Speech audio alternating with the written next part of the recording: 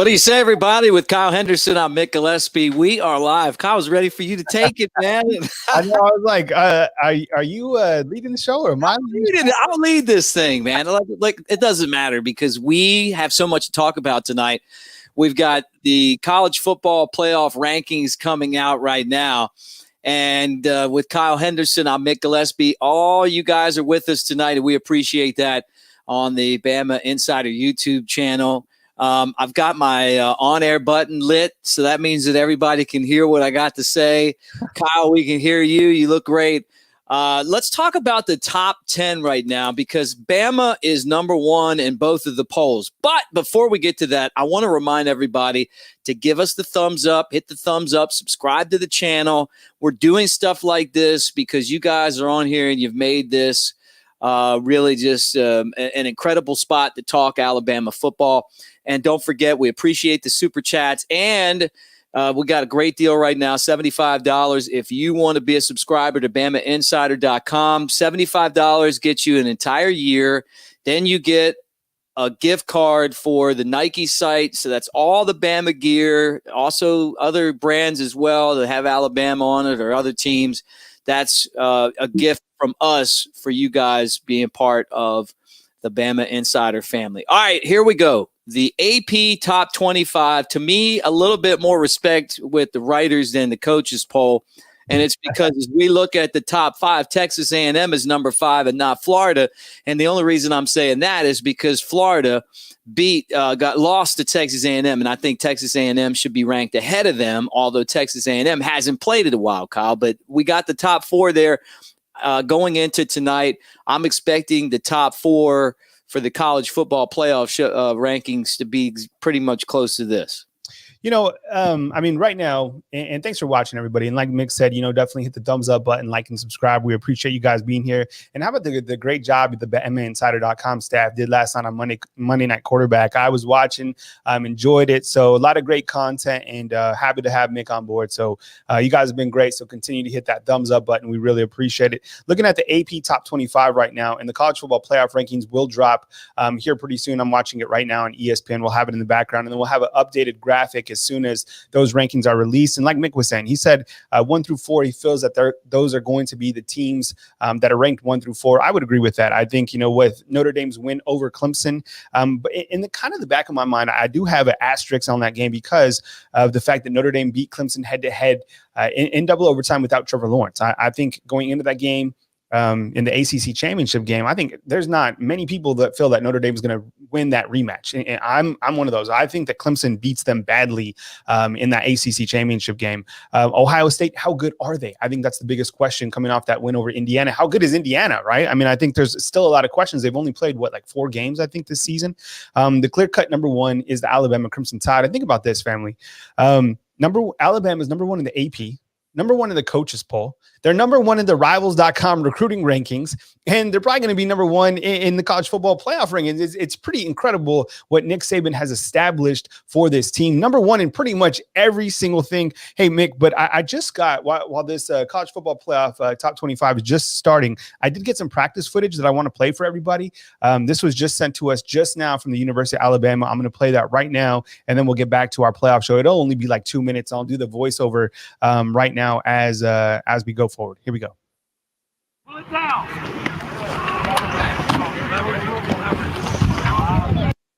All right, so you're looking at Mac Jones right here, and I think we've talked about him before. I mean, this is a redemption game for him going into this game against Auburn. Remember last year through those 2 interceptions, we all got a nice taste of Bryce Young during the Kentucky game through his first touchdown. And you're looking at the defensive line right here. And I think it starts in the trenches, right? This defense, what they've done over the last 3.5 games has been pretty incredible. I mean, they had 0 points allowed against Mississippi State. They had 3 points allowed against Kentucky. I get it. That's Mississippi State and Kentucky, but they're still doing a great job. And I don't know if you guys just missed that right there. I'll rewind the footage real fast.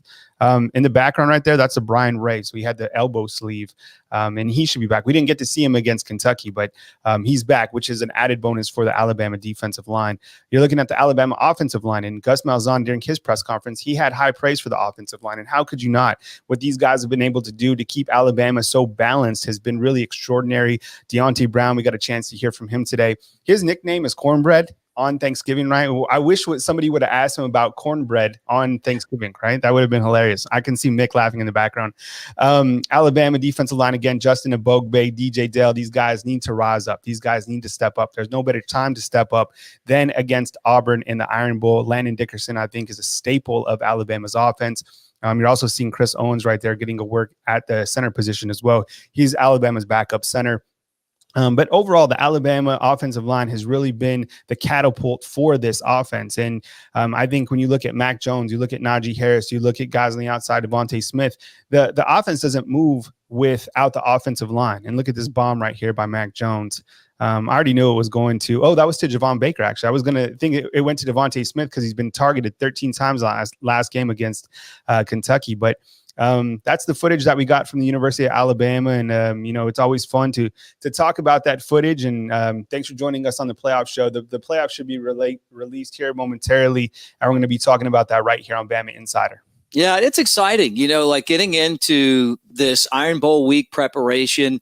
Last year I thought Alabama left that game out on the table. The LSU game, they had some bad breaks, Tua fumbled. They were behind, the interception in the first half on top of the fumble. Alabama could have beaten LSU last year, but the Tigers were the better team. I didn't think Auburn was the better team last year. I just thought Alabama went down there. They had the pick sixes. There was the extra seconds at the end of the first half, that weird punt play at the end of the game where they didn't get the ball back. But when it was all said and done, Auburn won that football game. And it was one that if I was playing for Alabama, I would not be happy about that. They weren't better than Alabama, but they were better that Saturday. So I think there's a little bit of redemption in this. If you're Mac Jones, you want that opportunity to jump in there and get the win in the Iron Bowl. We're talking about coaching this week. I did the top 5 reasons why Nick Saban wants to beat Auburn. And part of that show, I talked about Alabama coaches against Auburn, and it is a big part of their legacy. Bear Bryant, 19-5 against Auburn in his years as Alabama's head coach, right? Gene Stallings was 7-2. And Mike Shula was 0-4, and Bill Curry was 0-3. And when you talk to Alabama fans, you think about like the history of Alabama football. Mike Shula, that's one of the big black marks on his paper. Is the fact that he was 0-4 against Auburn. He did not beat Auburn, and so this game really sticks around for a long time. But I think that same point goes for players as well. You've got to beat Auburn when you're Alabama's quarterback if you're going to have any kind of legacy in Tuscaloosa that's going to last. Look at Jay Barker, 3-1 against Auburn, and he got hurt in the game that they lost, right? Known as one of the greats of all time. You go down that list of quarterbacks. Going to Snake Stabler and Joe Namath. The best that have ever worn an Alabama uniform. Beating Auburn is a big part of that legacy. They all want to do it. They've all pretty much have done it. And this year, Alabama is a huge favorite, 24, 25 points, but you still got to go out onto the field and play. And I think that it's not going to be Mac Jones. I think that it's going to be Najee Harris, who's the biggest problem that Auburn's going to have, just after watching the way that they couldn't stop the run against Tennessee. But at the end of the day, you could hand the ball off every single play. If you're the quarterback at Alabama, you're going to get credit for that win, and it's one that's going to stick around for a long time. So I think Mac Jones is super motivated. I think that this team has played with a chip on their shoulder this year. I like to see it. They were motivated. They didn't make the college football playoff last year. And rightly so, they're ranked number 1 in the country.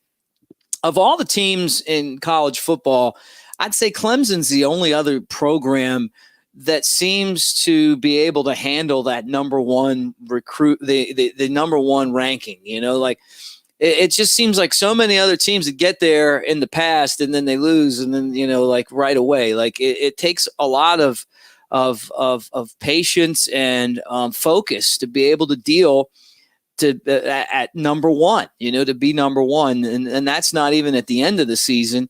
Alabama's been number 1 in the country at least one week the last 13 seasons, which may be a a stat that we never see again. I mean, that may be like Joe DiMaggio's hitting streak, in baseball that went 56 games, something like that. I don't know. It's what's going on right now in Tuscaloosa in this environment of college football is phenomenal.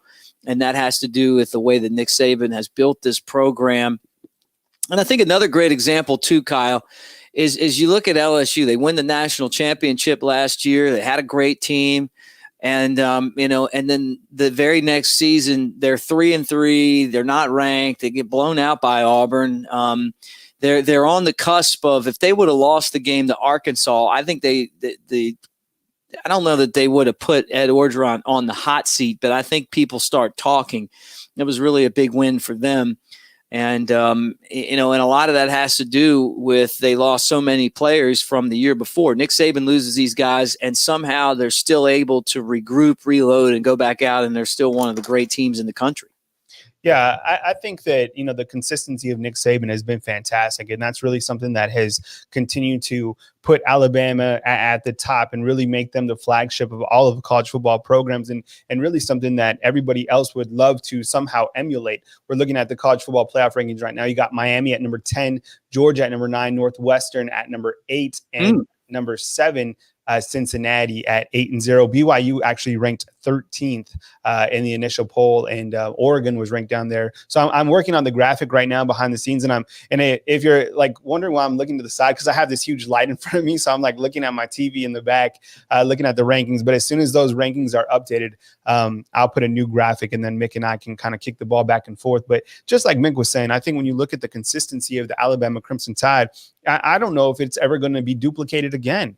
We kind of looked at the past coaches, and, like Mick had said, there's so many, great coaches at the University of Alabama, but in across the landscape of college football, but none like Nick Saban. Nick Saban is just, he's different. I mean, he continues to succeed at an even higher level year after year. You look at what Alabama's doing to SEC opponents right now, 63-3. That game against Kentucky had a line of 31. They nearly doubled that line, right? So it's like, it's amazing what he's doing, and he's always changing. And I think the biggest component to that was that Nick Saban was able to change his offense in a world where college football, the game was changing. And I think Nick Saban, he's an old school coach, really focused on defense, ground the ball, time of possession. But just as he recently said, what does time of possession do for you? Nothing. It doesn't do absolutely anything. And, to see kind of, how he's been able to change the game, it's been really amazing. Hey, Mick, we actually got a caller, and actually stay on the line, because we'll get to your call in just a minute, because they're just about to release the top 6, and then we'll get back to you, and maybe we'll take a couple calls. But the consistency of Nick Saban is what keeps him, number one as the greatest college football coach, and keeps Alabama, the football team, overall at the tops. And you're about to see them here number 1 in the college football playoff rankings. Yeah, I think the first surprise to me is that Georgia's ranked ahead of BYU, and even with 2 losses, it's obvious that the playoff, the way that this format's worked out, is that they're valuing Georgia's schedule and that all SEC schedule, and a win over Auburn, and higher than BYU, who hasn't lost a game. But, and it's not really even that BYU wouldn't play better competition, but right now, Boise State's the big win that they have. That tells me that it's going to be really tough for a BYU, a Cincinnati to get into the college football playoff. And I've suggested this, and we'll have the complete list here when it comes out. But I've suggested that if I was Cincinnati and if I was BYU, I would schedule a game against those two, and that way the winner of that game may give them enough juice as an undefeated team to catapult themselves into real contention for the college football playoff. But I feel like with these mid-majors, there's a glass ceiling. And the reason why is because of the strength of schedule. So you got a lot of these games where they would have played Power 5 conference teams, maybe ranked teams, BYU, but they couldn't because those conferences like the SEC is not playing any team outside of the conference until bowl season. And the ACC, you're allowed to have one. And here's the college football rankings. So it really isn't any different, Kyle, than well, at least the first 7 than we were expecting. But I'll tell you what, 8, 9, and 10 are. I'm surprised that Northwestern is there. I was talking to Max Howell on the Max and Mick podcast that you guys can download, brought to you by Bama Insider on their podcast channel, Apple, Spotify, or wherever. And Matt, I thought that Northwestern should be ranked that high after beating Wisconsin. And winning some games this year and being undefeated. I just figured that they would catapult to that spot. And he said, no, they're going to be somewhere. They were 13th in the poll or 12th in the poll. The college football playoff has them 8th, and Georgia with 2 losses is 9th. So yeah. Kind of looking at those rankings, and we'll take some calls here in just a second. Alabama at the number 1 spot. Clearly, right? What they've done, their body of work. I know that they were rolling, and then they had that long period of time where people were wondering, were they going to come out rusty? No, they came out angry, and they dominated. Poor Kentucky hit a buzzsaw. Notre Dame at the number 2 spot, as we talked about earlier in the show. I mean, who else was going to be there? Quality win over Clemson. And I think with Ohio State, I think the playoff committee is really trying to figure out how good is this Ohio State team. We just went toe to toe with Indiana. How good is Indiana? Not even in the top 10 right here in the playoff rankings. And I like the fact that they put Texas A&M at the 5 spot over Florida. Now, look, I think Florida today, if they play today, that Florida is the better team. I think there'd be a lot of people who would agree with that. But head to head, hey, those 2 teams played out on the fields. And I think if you play on the field, it's all settled out on the field, until they meet again. So Texas A&M with that spot ahead of Florida. And I think, like I said, Florida is the better team. And I think it's going to help Alabama down the stretch when Alabama and Florida do meet in the SEC championship game. Cincinnati up at number 7 spot. I mean, I guess you could go either way with them. We'll look at their schedule kind of here in a little while. Northwestern, Georgia, and Miami. We saw Clemson really take it to Miami. We saw Alabama take it to Georgia, and Florida take it to Georgia as well. Mick, you up for taking a couple calls? Yeah, let's do it. I'm not surprised at all. I am glad that Texas A&M's ranked ahead of Florida, because I think the head-to-head battle matters. But Florida, when they win the East and play Alabama, they're going to have a chance to get into that top 4, because if they went out and beat Alabama, they're going. All right, we're going to take a call, and just give me one.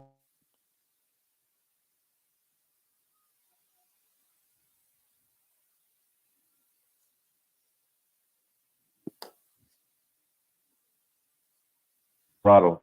All right, we got Rob in Colorado. What's up, Rob? How you doing, buddy? Mick, say hello to Rob. What's up, Rob? Mick and Kyle, man, I wanted to call in just to let you know I was all right. I didn't call in for a while, so if you were wondering, I'm doing great. No. Rob is one of my longtime callers. I mean, when I started the call-in show 3 years ago, Rob would call and kind of fill me in about, his latest Smash Burgers, hamburger from Colorado. So I appreciate him sticking around and being a 3-year subscriber right here on Bama Insider. Rob, what's your take on the college football rankings as Alabama, Notre Dame, Clemson, and number 4 Ohio State lead the way? I feel, my top 10 would probably be Bama, Ohio State, A&M, Florida, Clemson, and then I would have to go BYU, Cincinnati, and you could flip flop Oregon and Miami, probably Oregon then Miami. Miami's all right to me. Hey, Mick, what do you think? And I'm about to ask everybody this, and I appreciate you calling in, Rob. I think when you look at kind of my top 4, I'd probably go Alabama. I mean, it's you can't really rework this right now, right? I mean, it's a pretty good playoff setting right now. The 1 would play the 4 and the 2 would play the 3. So I think they got it right. There's not many ways that they could have rearranged it. Now, if Alabama and Ohio State were to play in the playoffs, that would clearly be in the Sugar Bowl in New Orleans. And I think that game would be really exciting to see. I mean, Alabama and Ohio State, who wouldn't love that matchup? And then you would have Notre Dame and Clemson if it was to work out that way. Now, we all know it's not going to work out that way because Notre Dame and Clemson do play each other again. Now, let me ask everybody this, and I'm asking this to you as well, Rob. who is the better team between Notre Dame, Clemson, and Ohio State? Notre Dame, Clemson, and Ohio State. I gotta go with Ohio State, and then Notre Dame, and then Clemson. Clemson, not what they used to be. If you look at the team as a whole, the wide receivers, the personnel on defense, like look at their personnel on defense. It's just not the same kind of studs they used to have. So I'd probably go Ohio State, Notre Dame, Clemson. What about you, Mick? Well, I agree about Clemson. I mean, this isn't the Clemson Tigers that beat Alabama for a national championship on defense. They do have Trevor Lawrence, and I think the Trevor Lawrence factor is one where he single-handedly is going to be able to keep them in any game that they play.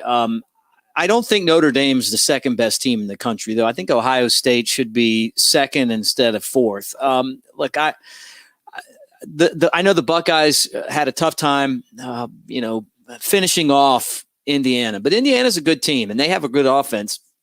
Clemson lost, and I guess arguably they're the best one-loss team. Although, besides losing to Notre Dame in a close game, what else have they done this year? Like the conference, the ACC conference is just not good. It's just not good. There's a North Carolina is in that conference. They got Notre Dame in there this year. And then after that, it's a cliff. And that includes Miami. I don't think Miami would. I think if they were in the SEC, Miami would be a 500 type team. So, I mean, we're giving Clemson a lot of respect based off of what they've done in the past and the fact that they have Trevor Lawrence and they have a great running back, but and a great coach. But at the same time, Texas A&M and Florida have both had to play this all SEC schedule. And I think that the SEC this year is really good. I think that those teams, the Mississippi States, the Ole Misses, the Kentuckys, those are scrappy teams that if they were in the ACC, I feel like they would be, contenders to make their championship game. So I'd say Alabama 1. I'd put Notre Dame behind Ohio State. So I'd put Ohio State 2, Notre Dame 3.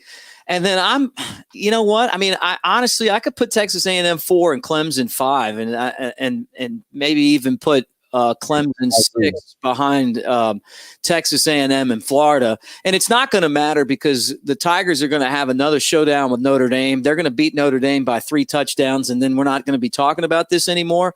But if we're talking about where things are today, I think Florida and Texas A&M arguably should be ahead of Clemson. Hey, Rob, I got a question for both of you guys, for everyone. How is Indiana not a top 7 team? I'm sorry, Mick reminded me of Indiana. I think Indiana, me personally, is just as good as Ohio State. I mean, they just had their day, and I thought Indiana was a lot better than I thought they were going to be. Then again, Justin Fields threw 3 interceptions, so maybe they're not as good as I thought they were going to be either. I don't know. I mean, you kind of look at the Big Ten, they've only played 4 games. Besides that, when you look at Ohio State's overall resume, I know everybody feels that they have, the talent. But I mean, look at their wins. They beat Rutgers. They beat, help me out, fam. I mean, who do they beat? Nebraska. They beat Indiana, and then they beat somebody else that doesn't have a pulse. Was it Penn State? I think. I don't know. But they beat Penn State, Rutgers, Michigan, and Michigan State. Yeah, they hadn't played Michigan, but you get my point. Well, I'm saying for Ohio State. So I just don't know what type of body of work that they have. Yeah, go ahead, Mick. What? Well, I was going to say this too. Talking about the Big Ten, and there's years where I really love watching Big Ten football. I'll be honest, like that. Outside of the SEC, there are seasons where I want to see Penn State and I want to see Michigan. Ohio State. This year's not one of those years. I mean, look at how bad Michigan is. They're 2-3 this year. They're not any good. And then Penn State is just dreadful. I mean, this is one of the worst Nittany Lion teams ever. And they're playing Michigan this week. They could go to like 0-6 this year. I mean, when Northwestern and Indiana are 2 of the best teams in your conference, you really kind of question just because of the recruiting aspect of it, right? I mean, this is what we do here is, you follow the recruiting, and the teams that have the better players normally are going to win more games, right? Indiana and Northwestern aren't, great recruiting teams. They have some really good players, but are they going to be able to last in an SEC type year where you're playing against teams where the third string would be starters on some of these teams? I'm just curious, for me personally, how good that conference is. I think Ohio State can play with anybody. They've proven that over the years. They'd be a tough out, but the fact that Indiana could have beat them, and honestly, I think if Indiana would have gone into that game with the mindset that we can beat them, I think they might have. And I know, and I know what he's saying by like, hey, like they could be even. They're not even because Ohio State won. But I'll tell you what, the second part of that second half, if you would have just watched that, you'd think that there's really not many teams Indiana couldn't beat because they came on strong. No, and I'm not buying the Indiana hype. Hey, Rob, we got to move to our next caller, man. But I appreciate you calling in, man. Stay blessed. Have a wonderful Thanksgiving, man. I'm always thinking about my callers. I'm always thinking about you. Be safe on the roads. I know when you're out on the roads, man, you got to stay safe, man. Stay blessed, Rob, and we'll catch up with you next time. Yes, sir. Thanks, Rob. Happy Thanksgiving. Happy Festivus. Festivus Miracle. Any Seinfeld fans out there, you know what Festivus is. I know what Festivus is. Feats of Strength, where George has to fight his dad in order for Festivus to end. This is it's comical. It's comical. What's up, fam? Thanks for joining us. We got Mick Gillespie. Obviously, you know me, Kyle Henderson. We're talking about the college football playoff rankings right here on Bama Insider. At 7 p.m., we got Andrew Bone. He's going to talk about the number 1 ranked recruiting class in the country. So I will jump off with Mick, and then I will jump back on with Andrew Bone, and we'll talk about Alabama, who's number 1 in everything, Mick. I mean, they're number 1 in the rankings. They're number 1 in recruiting. We got our next call coming in, and we will take that right now. That's how it should be, by the way, Kyle. I know a lot of Alabama fans. Hey, what's up? You're on the line with Kyle and Mick. Who are we on the line with, and where are you calling in from? What's going on, Kyle and Mick? This is Jarek from Buffalo. Jarek from Buffalo. So, Mick, Jarek, another long-time caller, and I appreciate you being patient on the call-in line. Jarek, big-time Buffalo Bills fan, part of the Bills Mafia, loves to break down Alabama football, does a great job schematically. Jarek, take it away, man. Well, you know what, Kyle? I am not shocked about BYU being at 14th. I know there's going to be a lot of BYU fans that are probably going to be mad and they're complaining about it. And they're going to be like, well, why is Cincinnati ranked number 7? Well, it's scheduling. I think that this is a weird year where the college football playoff committee. This is the one year where it should have been 8 teams. It's just there's going to be too many canceled games, too many postponed games, and there's not going to be enough evidence that is going to pretty much prove to us that these teams do, really do deserve it. Especially these independent group of 5 teams, which is exactly why they need to join the big boy conferences. But BYU, I can guarantee you this: they're not going to decline that Washington invitation. I guarantee you, Washington just ask them, "Hey, you want to play us?" They're not going to decline it this time because they finally realize now that playing North Alabama and playing some of these other teams that we've never heard of is not going to get you into the college football playoffs, no matter how undefeated you are. And then when they claim a national championship and they start, this moaning and this complaining about it, they're gonna be like, well, guess what? You had your opportunity to schedule us, or I don't know. I just know that I'm seeing the BYU stuff right now on Twitter. They're mad about it, and would I be mad if I was a BYU fan? Yes, of course. Because you got to support your team, got to support your club, and everything like that. But they declined the Washington invitation, and because of that, it is now going to backfire them long-term wise of making it to the college ball playoffs. Jarek, you know what? I want to, you're sending a alley-oop, and picture me just flying through the air, and I'm about to dunk it right now on BYU. BYU, you guys played University of Texas San Antonio and barely won 27-20. That's terrible, right? So when you look at games like that, and whoever else they played Northern Alabama, I live in Tuscaloosa. I don't even know where North Alabama is, the universities, and that's no disrespect to the great state of Louisiana. I'm just saying, who are these guys playing? My goodness. And if they're whining and if they finish out undefeated, congratulations. You still live in a very beautiful state. Utah, who I love very much. You guys know I'm very close to the West. But in terms of BYU crying about, playoff rankings, they need to zip it, because when you're only beating the Roadrunners, by 7 points. I mean, I just don't like it. Fun fact, if you're playing out there, trying to find more about Kyle Henderson, my elementary school, I grew up in New Mexico, was the Roadrunners. Oh, sweet. So I know the Roadrunners. It is a state bird in New Mexico too. But BYU, get out of here. Jarek, what else you got, man? Well, talking about the rest of these rankings, man, Ohio State being, ranked 4th, I know that might be a lot surprising to Ohio State fans. Not really surprising to me. This is the one year where, again, we just don't have enough evidence of how good these teams are. And, the College Football Playoff Committee, we don't know. I mean, they tell us how they rank these teams and opponents. I'm watching now how they're telling us how they're doing it, but it's just I'm not buying that. This is the one year where I think they just look at the big name. They look at what conference they're in, and if they're undefeated, we're just going to put them in at the top. I think Ohio State to me is just a weird football team because, in my opinion, Kyle, they don't look like a top 4 team.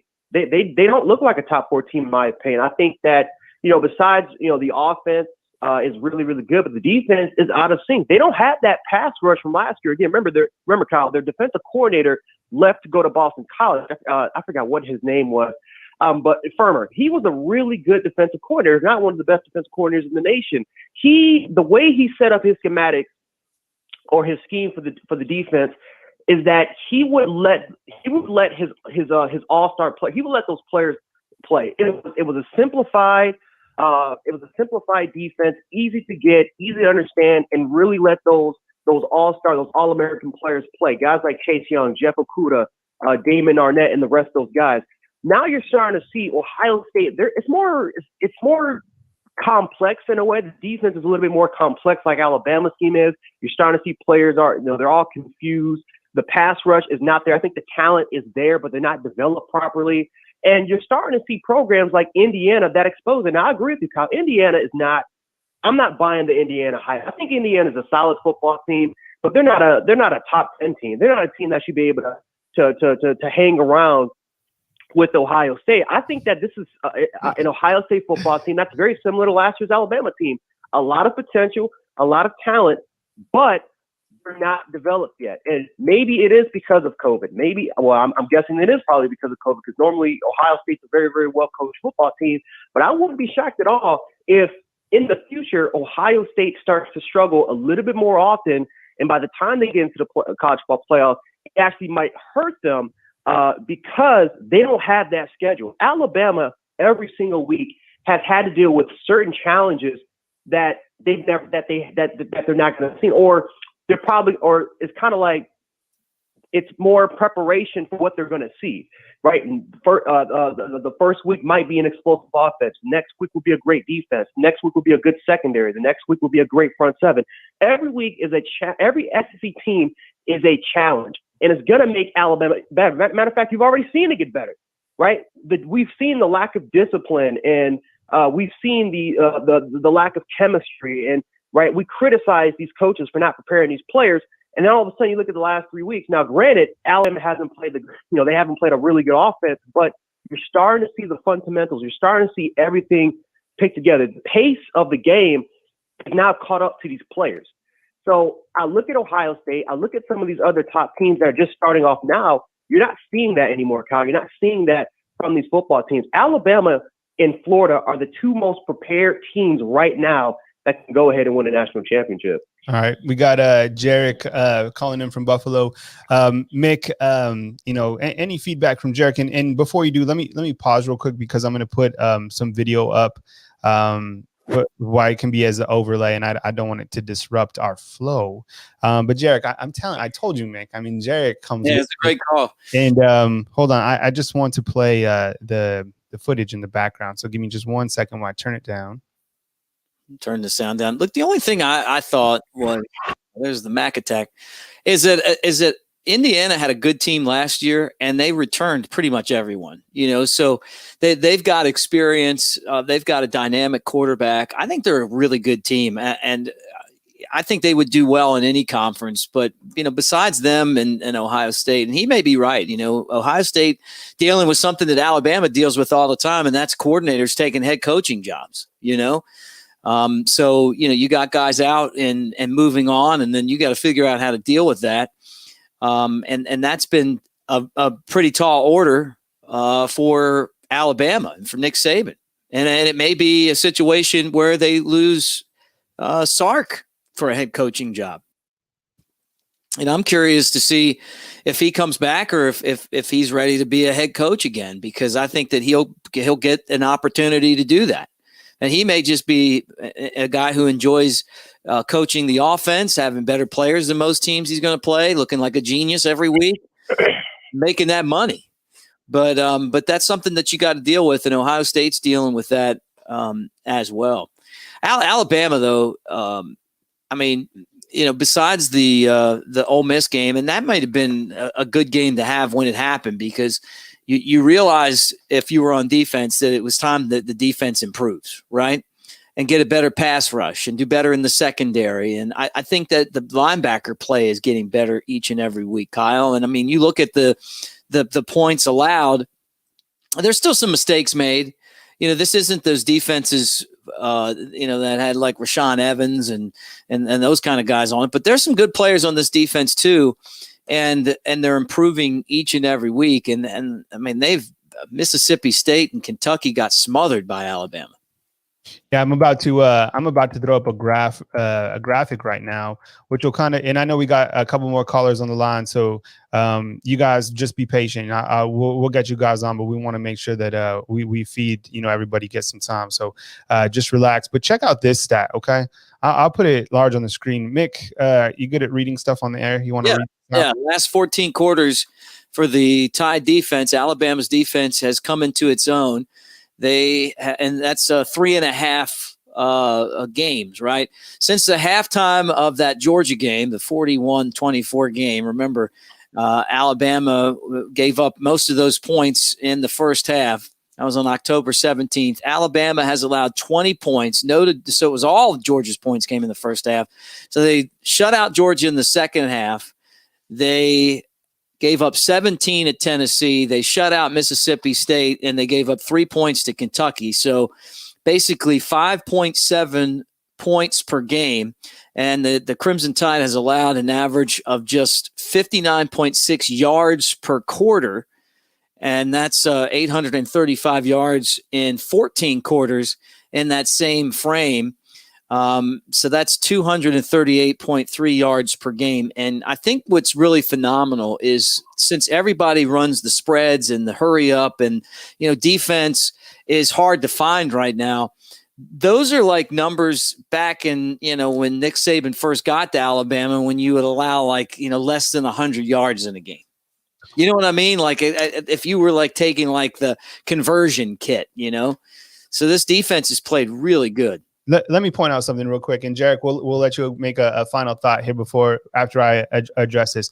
Hey, David and Mr. Rogers, thank you very much for the comment right here. This isn't true. Rose Bowl is the 1-4 matchup, and the Sugar Bowl is a 2-3. That's not necessarily true. Whoever's the number one team gets to choose their closest destination. So, for example, if Alabama continues to run the table, then they would elect to go to New Orleans to play in the Sugar Bowl, and the Sugar Bowl would be the 1-4, and then the other matchup would be the Rose Bowl. So there'd be no way that Alabama would take the Rose Bowl if they are that number one seed. So I just want to make that clear. And that was something that I too wondered kind of when I started following Alabama and realized, that I was going to be traveling every single holiday season kind of around and trying to make my plans. But that's how that works. Jared, give a final thought before we move to our next caller. Yeah. Oh my goodness, I forgot my train of thought. Oh yeah, the the Auburn game. I want to talk about that real quick. That's going to be a big game. That's going to be a huge game right there. I think that's another test to see how Alabama will be a better football team. This is going to be one of the best running teams, Georgia, that they will face against, a team that relies very much on the run, because you force Bo Nix to be a passer, he's pretty much going to give the game away to you. So that's going to be of course that's going to be the interesting game. With Thanksgiving weekend coming up with on that Saturday, they got to stop the run, be strong be strong up front. Secondary they got to come up, make those open field tackles like we've seen the last 2 weeks, and then offensively, we got to be efficient. Is this the same dominating passing attack like we've seen when Waddle was in there? No, I think you're starting to see a little bit of that decline. Not to say that Mac Jones is bad or anything like that, where he's regressed. I just think that this passing attack has become a little bit more easier to defend against, and it's actually opened up Alabama's run game a little bit more as we've seen over the last 3 weeks. I'm very excited to see that game, how Alabama will continue to progress and get better there. That's a very, very important game. But, I'm just super excited for it and can't wait for it. All right. Well, thank you so much, Jarek. You have a wonderful Thanksgiving. We appreciate you calling in. And remember, we will have another show tomorrow night where I'll be talking team. So feel free to call back, and we'll kick the ball back and forth with talking Alabama and Auburn. But thank you so much, and we appreciate you calling in tonight. See you, buddy. Yep, absolutely. Have a good day. Great call. Oh, Jarek out in Buffalo comes with it. We'll take our next callers. We got a 614 and a 256 in the queue. Mick, kind of when we look at this Iron Bowl matchup, it's a matchup that everybody wants to talk about. You provided 5 reasons why. I mean, when we look at the 5 reasons why, I mean, the number one reason that we all know is, it's the most important game that people are thinking about, 365. And I mean, so much going into this game. And I have a couple sound bites I wanted to play today from Najee Harris. And did you guys see that interview? That was one of the best interviews of the entire season. Some of those player interviews can be a little bit stale, but Najee didn't even know that he was 1-2 against Auburn since coming to Alabama. He thought he was 2-1. So here's kind of some Najee Harris greatness from earlier today. I'm 2-1, huh? Hey, 2-2? 1-2. Oh, 1-2. Oh, shoot. I'm 1-2. So, we're all looking forward to play in this Iron Bowl and see how things go. All right, and I don't know, 1-2. And Michael Casagrande, you're up. All right, that's and then check this out. This was another one from Najee Harris, and this one was hilarious. So Najee Harris was asked today about, someone asked him, they came in and said that they were from LA, right? So, I used to live in California as well. When I first moved to Alabama, someone was like from LA, and I was like, oh, you're from Redondo? Like I lived in Redondo Beach. And like, no, that's lower. Mix in. Harold, you're in LA right now, man. Lower Alabama. Yeah. So this was hilarious when Najee Harris talking about LA. I'm just down here in LA, Lower Alabama. But man, I was talking about Los Angeles. I thought that was so funny. All right, we'll take our next call, and that'll start right now. Hey, you're on the line with Kyle Henderson.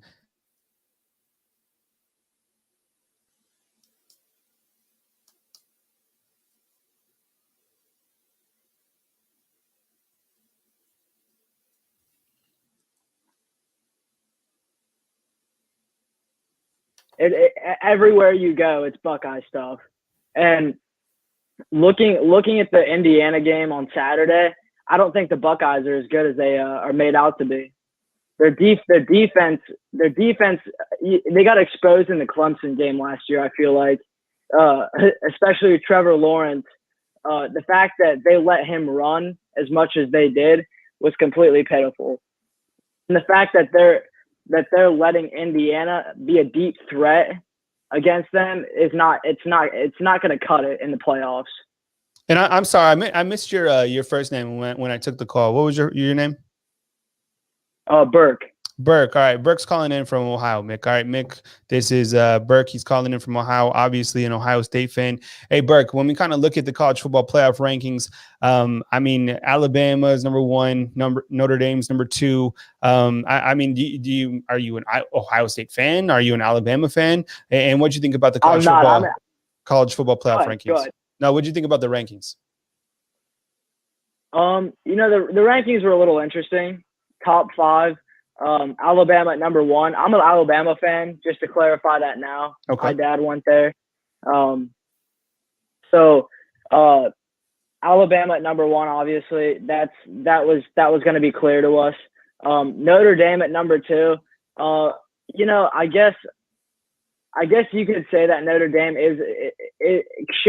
should be at number 2 just because of what they did to Clemson.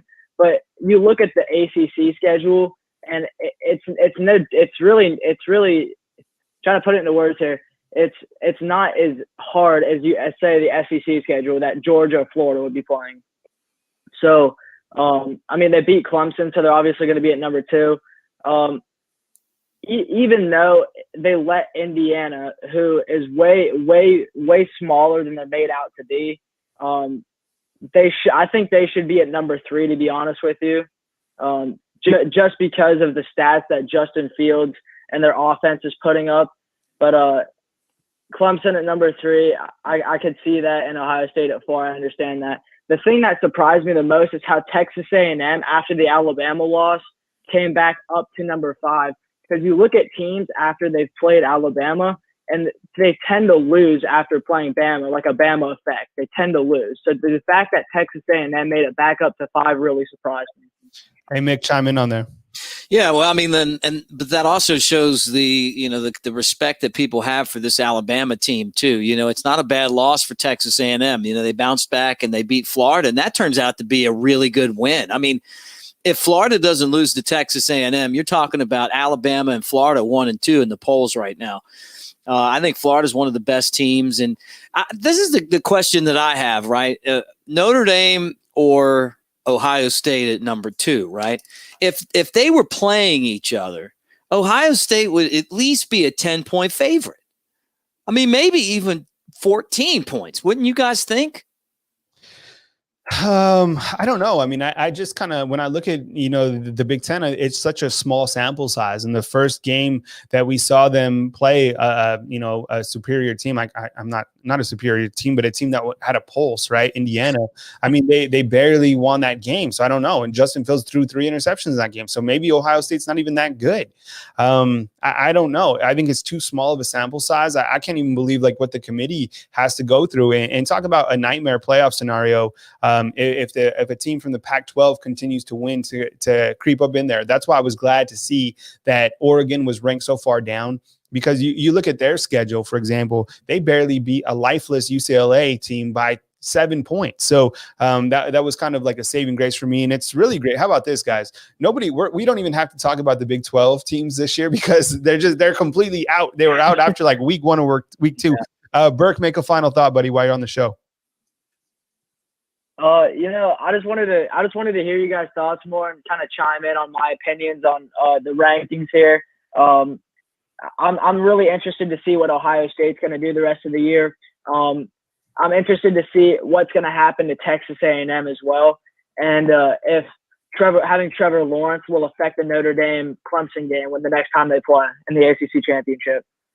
All right, buddy. Well, thank you so much for calling in, man. Call in anytime. Save the number, write it down, and we appreciate you calling in tonight. Yeah, appreciate you having me on. All right, take it easy. All right, Burke. We have Burke way up in Ohio. We got a 256, a 912, and a 704 in the call queue. So you guys stay there, and we'll get to you as soon as we can. I got to break out in just a few minutes because I have Andrew Bone show, and we're going to talk recruiting here in just a minute. So, Mick, I mean, my goodness, we probably take calls for the next 5 hours or whatever, which is cool. I love taking the calls. Hey, Mick, kind of as we head to the end of this show, and if we don't get your call, we'll take a call tomorrow night during the call-in show. I mean, so now is a great time to call. I had my call-in show last week, and I'm not complaining, but we didn't get many calls going to that Kentucky game. So tomorrow I'll have an extended show. We can talk Iron Bowl. Maybe Mick will jump on as well. I love the dynamic to have you on as well, Mick, because I can bounce back and forth, and I'm super creative, so I love to do the graphics and kind of the behind the scenes work as well. So it's great to have somebody else to kind of play back and forth with here. Hey, Mick, before we get to the end of the show, Trevor Lawrence, how big of an impact do you think he's going to have kind of on the backstretch of the college football playoffs, because or the college football season in general, because this is the guy who hasn't played in a month. This is a guy that didn't play against Notre Dame. This is a guy that didn't get to play against Florida State. Right? Did you see all that stuff with Clemson? I was like, unbelievable. But this guy is a number 1 player off the draft board. And I mean, this guy could really get something going for Clemson. And I don't think people are talking enough about Trevor Lawrence. And look, I know it's an Alabama-centric show, but Trevor Lawrence, my goodness, I mean, this guy has all the components to beat you up. Yeah, I think it's funny that he grew up a Tennessee fan and went to Clemson, like kind of where their program is, but he loves Peyton Manning. And what's ironic is that he wears number 16, and if he doesn't win the Heisman, I think it's going to be one of the, he's got the ability, if he plays all of his games, I think he's going to win the Heisman Trophy, right? He gets COVID. So he has to miss 2 weeks. Then Florida State, whatever happened there, Dabo has not been happy with them about that entire situation. He feels like they might have been ducking Clemson and the whooping they would have taken, but it's killing Trevor Lawrence's chances to win the Heisman. With that said, this guy's the X factor right here. He's the X factor when it comes to winning the national championship. He's the best quarterback in the draft. He's the best player in college football, and he's a difference maker. And so if Alabama beats Clemson, I mean, they're going to have to weather the storm that is Trevor Lawrence. And we've seen that in person before, and it didn't go well last time. I think it would be a different outcome this time around because I think Alabama's defense is better, and I think that their offense is the best that they've ever had. I think the fact that you don't have to rely just on Mac Jones to win, and I think that's what's going to cost Mac Jones the Heisman this year, is he's not going to have the Kyle Trask type stats because this is a balanced team. They're built to win national championships, not for just one guy to come in and get all the stats. Matt could do that. I mean, we saw earlier this year when he had to, he did. But now all of a sudden this offensive line is starting to just blow holes in the defense. And Najee Harris is really proving himself to be in this lineage of amazing Alabama running backs, the Bobby Humphreys and, the Mark Ingrams and Derrick Henrys and Eddie Lacy's and Trent Richardson and Josh Jacobs. And just go down the line, go ahead and pop him up near the top of that list because he's been that good. And I'm going to tell you right now, I'm going to give you one prediction. Obviously, Friday night on the Bama Insider Tailgate Show, we'll give our predictions. But I think that Najee Harris on Saturday is going to have one of the biggest Iron Bowls that we've ever seen. So there you heard it from Mick that he's going for Najee Harris, and I would agree with that. We're going to take our last call, and then I got to end the show, unfortunately, and come back with Andrew Bone, which is a positive. I just this is such a great show, but we got so many shows going on. Thank you very much, Sam. I appreciate it. Sincerely, we appreciate the super chats, and thank you so much. We'll pop you back on the screen. Next up, we got Sean from Huntsville in 3, 2, 1. Sean, what's up, man? We got to be quick because we got Andrew Bone, man. Take it away. I would love to hear your take on this weekend's Iron Bowl. Okay, Kyle, I appreciate you taking my call real quick. The young man called from Buffalo. I forgot his name. Jarek. Yeah, I agree with him 1,000%. Everything he said, man. Real quick to the Cincinnati fans, to the BYU fans. With all due respect, I know how hard it is to win. I respect that, but as far as the playoff go, you cannot tell me you deserve a spot amongst those guys with a schedule that Vanderbilt would win 7 games on. Period. End of story. Now, as far as the shot of the night, Sean. Temple, Texas. Yeah, Temple, Texas State. I mean, come on. I respect you guys, but come on, man. Secondly, I do respect what the young man said about us missing Jalen Waddle.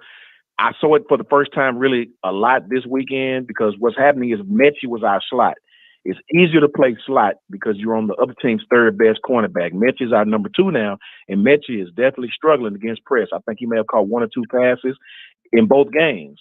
He's struggling at that second receiver slot, so that's why we definitely need to do some different things in the running game. I think we're leaning on the running game more prevalent than we have in pass games. And lastly, I hope that we play a lot of zone against Auburn because Bo Nix is not Peyton Manning by any stretch of the imagination. We got to be careful blitzing Auburn because they hit us last year for 2 screen passes with us blitzing and not getting there. So their whole offense is based off misdirection. We got to make sure that we do not get blitz happy against this team. Play zone, make Bo Nix beat us, and we will slaughter them. Hey, that is just what it is. Sean, before you go, you brought up a great point because during today's press conference with Gus Malzahn, which you can watch on our YouTube channel, there was a reporter who asked him that specific question about the receivers. Now, for the last several weeks, Auburn has done a fantastic job taking away the opposing team's number 1 receiver.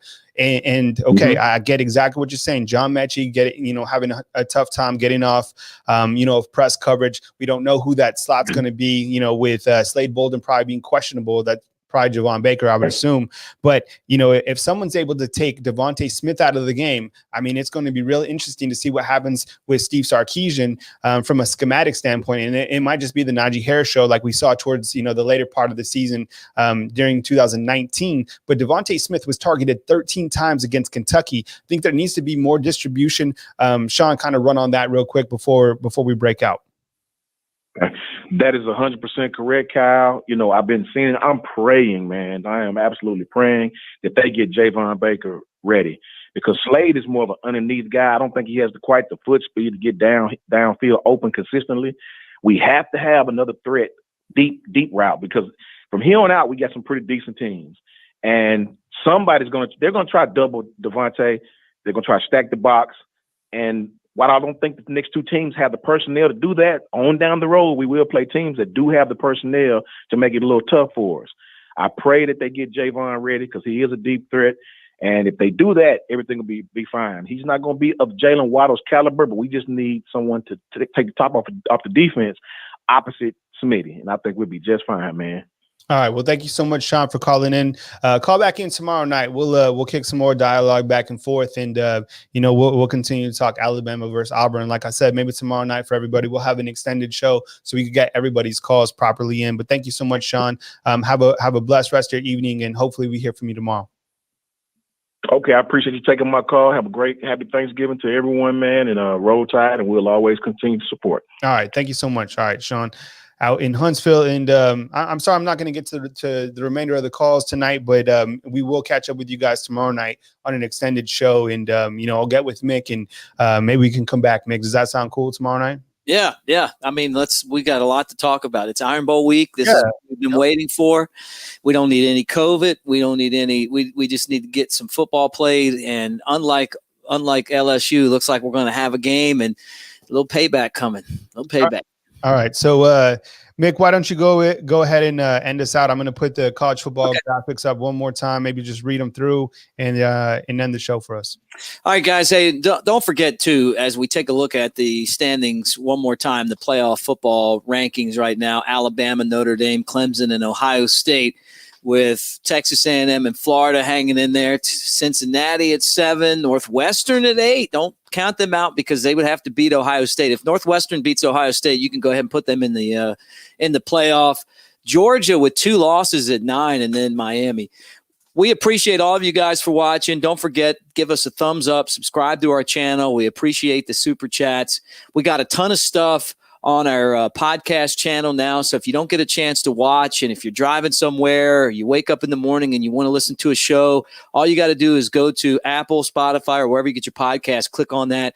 And we got a ton of content on there, basketball, football, just everything that's going on. We're going to be covering that as well. So for Kyle Henderson, I'm Mick Gillespie. Stay tuned because Andrew Bone joins Kyle next. We're going to talk recruiting and much more right here on the Bama Insider YouTube channel.